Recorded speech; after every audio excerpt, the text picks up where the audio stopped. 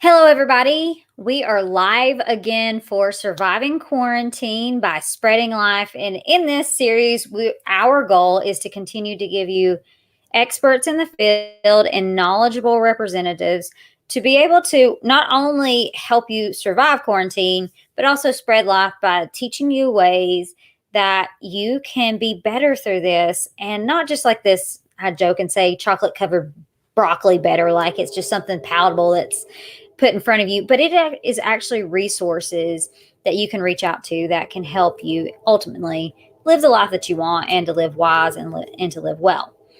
I'm excited today because I have one of my friends on, Kelly. Kelly is an amazing woman that is up north that I have met virtually a while ago, and we have just been chit-chatting ever since. So thank you, Kelly, for joining us today. Yeah, thank you for having me. It's exciting to be here. So as we continue this talk, please like, subscribe, and share, because in this space, the more people that get to see it, the more people that we can spread positivity, because that's what we want to do, is continue to change the narrative to a more positive bend and give you information that is actually inspirational, but it is also transformational in the end. Because today we're going to be talking about money matters. And for the reason that I know my aspect of money and how much it can cause stress or can take away stress. And stress is a big part of being overall well. And money seems to be something that really drives, can stress people out. You can take out their money.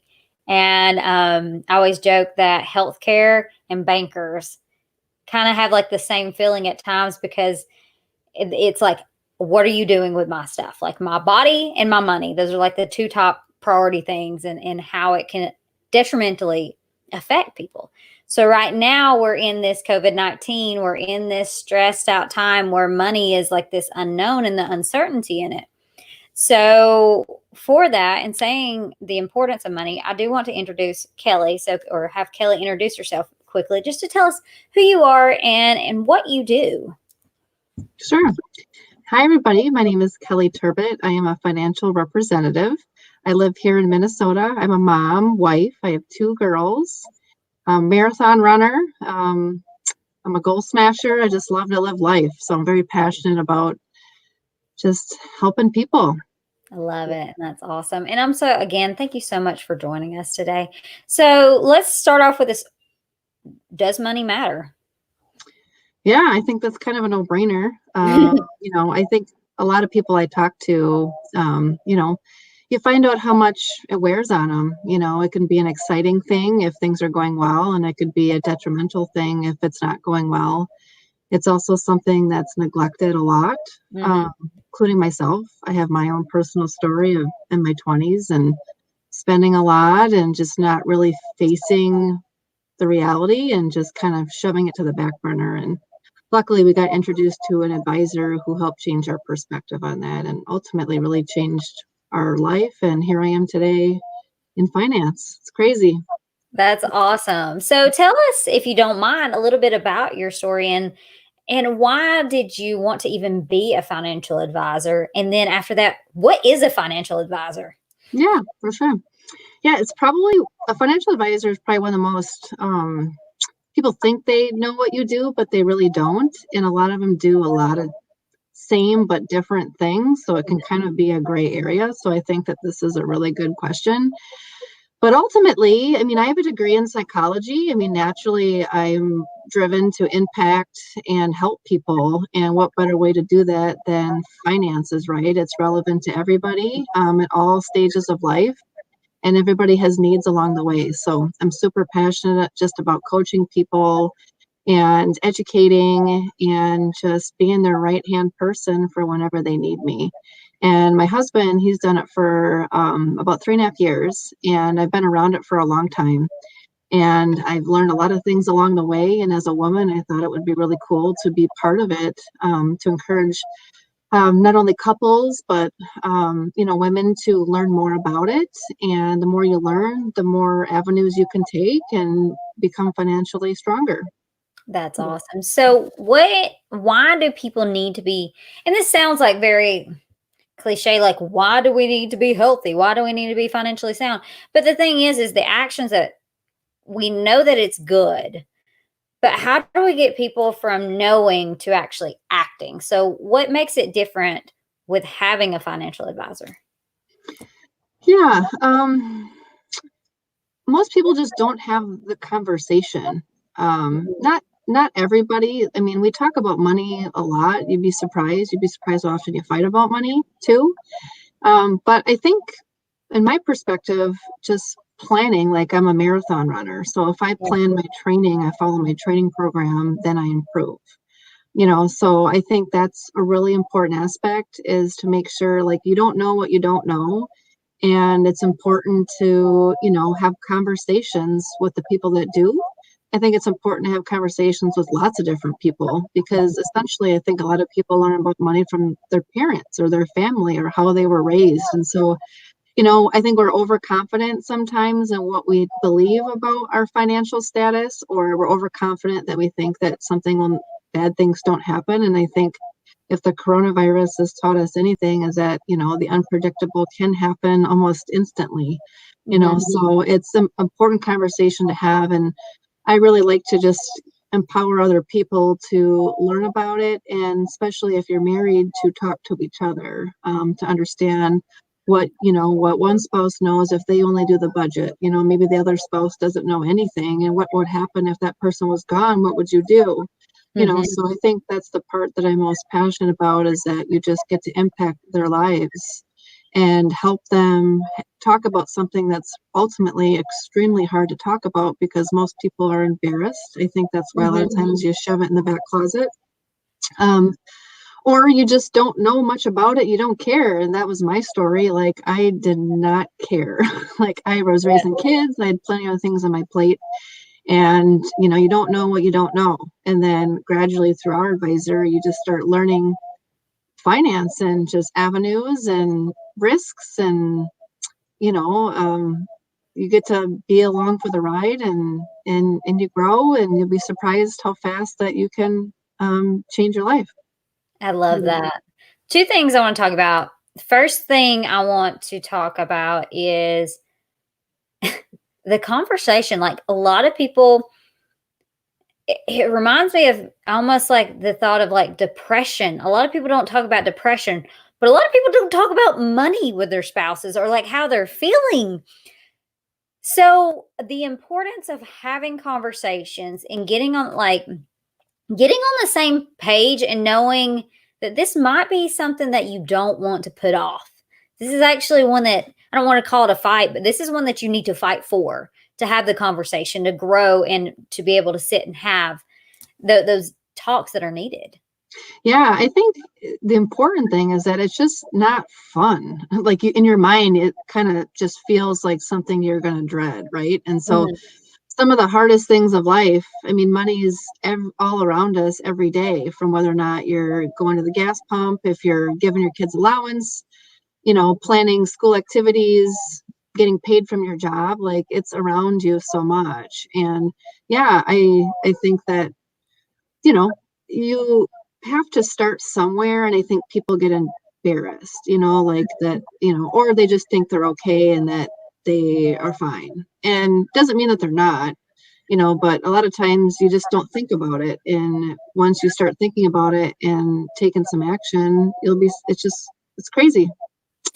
Yeah, and that's something too, that with that aspect, the actions, like, it's a snowball effect. Like, it's going to get bigger and bigger and bigger, but it's just the beginning of starting. And what is one tip that you can give somebody to do today to make sure that they can go start having just the conversation Hmm. about finances with a significant other? Hmm.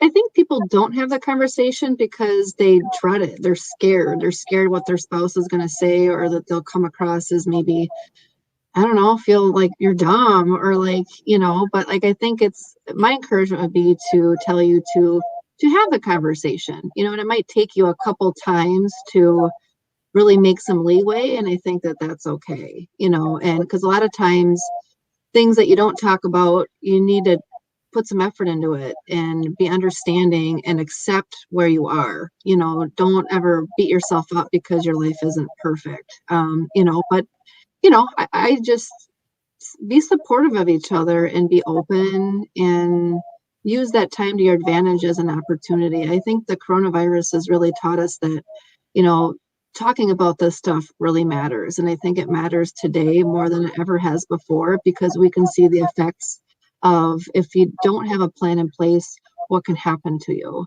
And so Oh I yeah. always encourage people, it's like, you want to think ahead, because what can happen. You don't know. You want to make sure that, like, when I'm on a training program for running and marathon, like, I want to make sure that, like, I know what's around each corner, what I need to do, what does life look like down the road. And then each time you do it, it gets easier and easier and easier.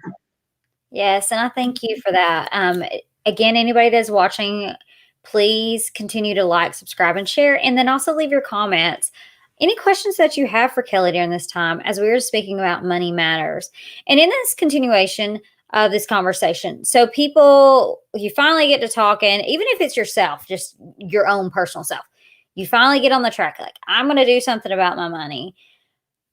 Like, where do you go whenever?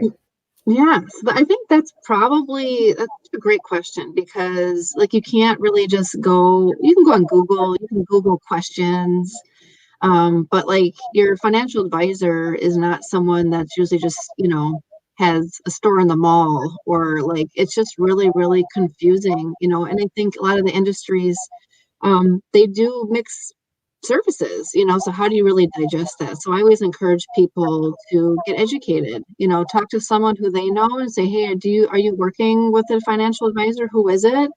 And they'd be probably happy to introduce you, where you could just have a conversation. It doesn't mean you have to work with your advisor. It's a two-way relationship. I think it's important that, people join people, so you want to make sure that someone that you work with is relatable to you.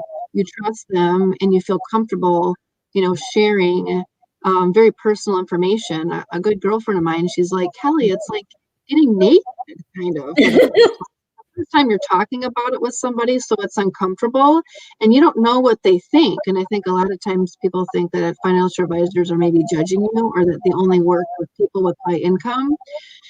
So those are all really great questions, that when you do meet one, just to try them on, ask them the questions, share your values, share your goals, make sure it's a good fit, and, just take it one day at a time. And each time that you make some contact, you'll learn something.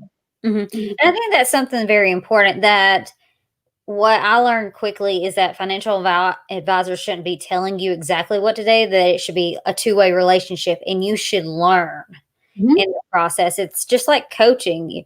If I can't teach people what to do it's slightly useless. It's just like, here, take all my money, but what are you doing with it? And having somebody to actually speak with you and teach you through that aspect. So I Mhm. appreciate you talking about that, and the importance of making sure that it is a relationship. Mhm. Uh, and this is what Dana said. We're putting off a financial advisor, not sure why.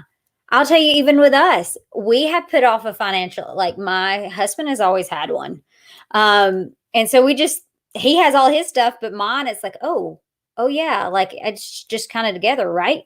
But it's not. So you also have to make sure where things fit for you. But I I think think it's just about being, I think you just got to be educated. Education is really powerful, and in getting education from a lot of different viewpoints, so you can ultimately make up what your decision is. Because I think a lot of our decisions with money is what we believe.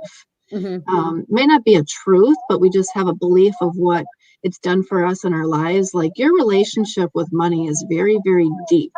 mhm. And sometimes I think you can get in your own way about we call them limited beliefs, stuff that you tell yourself of what you think that doesn't mean you're not right. I just think it's important to be smart, talk to lots of people, And, read things on the internet, is a good start, but it can be really overwhelming. And sometimes that's not an honest place either, so I think it's always, like go search some high rated companies, see what they do, and, fill out the chat box, or put your information in and just start there. And then just take it one step at a time. It's a big decision. You should know the right company and the right person and understand what the products and services that they have and what you want to accomplish. Mhm. I love that aspect that you're speaking about, knowing more and seeking out the information, because again, it's you got to find somebody that you trust on top of that. But the funny thing that I also see too is that at first, whenever talking about money matters with my spouse, at first there's always seems to be somebody that's a spender and there's somebody that's a saver in relationships. I don't know if you Mhm. see that, but Totally. it seems like they always marry each other. It's never it's that cliche opposites attract. I am one of the most frugal people. I was joking about with somebody today, actually one of my coaches, about she was talking about how she can't even spend money at a casino, like because she can't stand to waste money. And I'm over here, I'm like, I did the penny slots Oh, because yeah. that's all I could do. Like, and so where my spouse, he is a spender in the family. And so at first, whenever we got to started talking about it and discussing, it was the limiting aspect or the belief that it would limit his ability to spend money. And he works hard for his money, Mhm. and we work hard together, and it's our money. But the thing is that aspect of it is the control sometimes that comes with it. So how would you help in conversations when people need to start saving or not start talking about it? And again, like Dana just said, it is overwhelming. It comes overwhelming at times. And how can you help people see that it's actually increasing your control than taking it away? Yeah.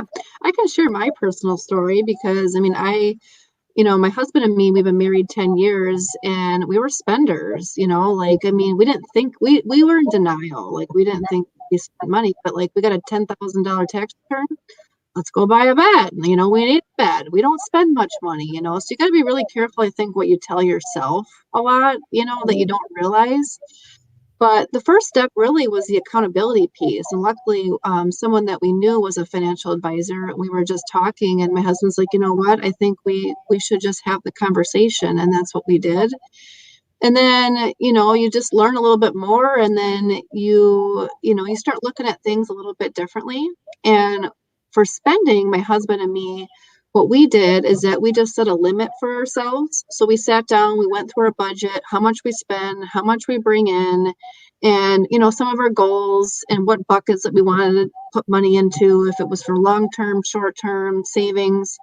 And we looked at it for the first time, and I think that's when life changes, right? Because that's like ultimately your ultimate tool is your budget, right? And Mhm. so we have a whiteboard that we have, and like I don't spend a lot, but like I go grocery shopping, I buy gifts for friends and family and stuff. So I get a little bit more in my account than he does because I buy those things. And so we kind of came up with an idea together. We have a whiteboard and we write down every time we spend, we deduct it. So then we know when we're down to zero for the Mhm. month. And it just allowed us to take the thoughts and make it real. Mhm. Yeah, I love that. And it Um, doesn't happen overnight. Like, I think you can't beat yourself up, especially if you're trying to improve something. So just take it one small step at a time, and any progress is great progress. and that's so true. It's one step, one at a time. I'll tell me and my husband, what we did is, and we did this before marriage. I think it's easier the sooner you are bringing money together to get this started and kind of set your boundaries or set your whatever policies you want to have. You want to say Mhm. what you want to call it. Um, because the aspect is we started in our marriage, anything that we spend over $100, we got to tell each other about it. It really stops big purchases, but it also stops like most part purchases too. It allows us to have a conversation. And it's Mhm. not a controlling aspect of it. It is an aspect of, hey, we want to be wise with our money. We got to make sure that we're giving the way that we see fit and that we know, because ultimately on us, we believe it's not our money, it's God's money, from a personal side of it. And so we have to be diligent with it. And then also something for us too is that we don't want to be a slave to the lender because of the stress that comes with it. Mm-hmm. I'm open about, and I'm proud of this. This is one of my things I'm huge and I'm proud about is that WorkSpeed was started with no debt. Absolutely no debt. We got to start off on a winning scale, I guess you would say, because we did not have to take out any loans. We didn't have to take out, and the stress and the give back that we've been able to do, all due to making sure that we were wise with our money. But that started years ago, way before WorkSpeed was here. And so that's the thing that I just want with money. It's not a one day thing. It's like a marathon running or anything else. It's not a one day. You didn't get there in a day. It takes time, it takes progress, and it takes a lot of effort and planning and diligence and having, as I probably have said on every one of these, have your geniuses. The kiss of death is to be the genius with 10,000 helpers. You want to be the genius with 10,000 geniuses. A financial advisor that will teach you and tell you more and help you understand is a genius in that group, in that aspect. So yeah, I kind of like I'm a big fitness person, so I like to use analogies in that. But like when you're trying to like a new diet or you're trying to improve your life, like I think that's what we're all here to do. I mean, we're all just trying to be better people, and I think that if you rip the Band-Aid, you have a tendency to fall back into your old patterns and habits. But like if like for me, like to not eat a bag of chips, if I just focus on that, if I don't eat those bag of chips, my jeans are going to feel really good tomorrow. And just the rewards. And I think that once you start looking at planning as a lifelong process and like, what does that look like down the road? What do I want to accomplish? What can I do today? You kind of focus towards that versus like my old tendency was be like, oh, I got some cash. Oh, but I needed that. I need Starbucks because I'm tired. Like I'm tired. I'm sorry. So I'm tired. This is the solution to my problem, and it was at the time and it was delicious. But like, like, you have to kind of choose, like, if you can't have it all, what do I want? And I think that's ultimately what we did with our budget, just really made us view how we handled our money very differently. So absolutely worth a conversation. Make sure you find someone that you trust. Make sure you know what your goals are, but more importantly, just make sure you just to have the conversation. I love that. Start somewhere. Mm-hmm. Mm-hmm. I appreciate you so much, Kelly. I know that we're at our time. If anybody has any comments, please let us know. And again, please continue to like, share, and subscribe for this, as our goal is to let more people hear about just this right here. It is so important. And I hope that you can watch this with somebody that you can see like, okay, it starts a conversation. And seeing that it's not, a lot of the times I feel like we make things bears and tigers and lions when they're not. And so finding ways to address fears in this perception that we make that it's going to go down south. I'm going to get divorced just because I talked to my husband about money, and Lord have, like you go these routes in your head at times.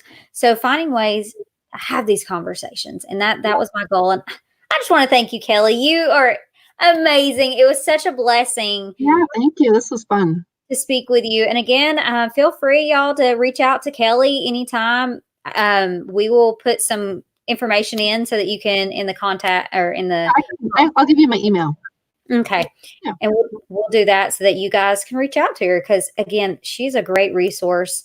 And the blessing of the coronavirus is that we're virtually national, so I can help anytime.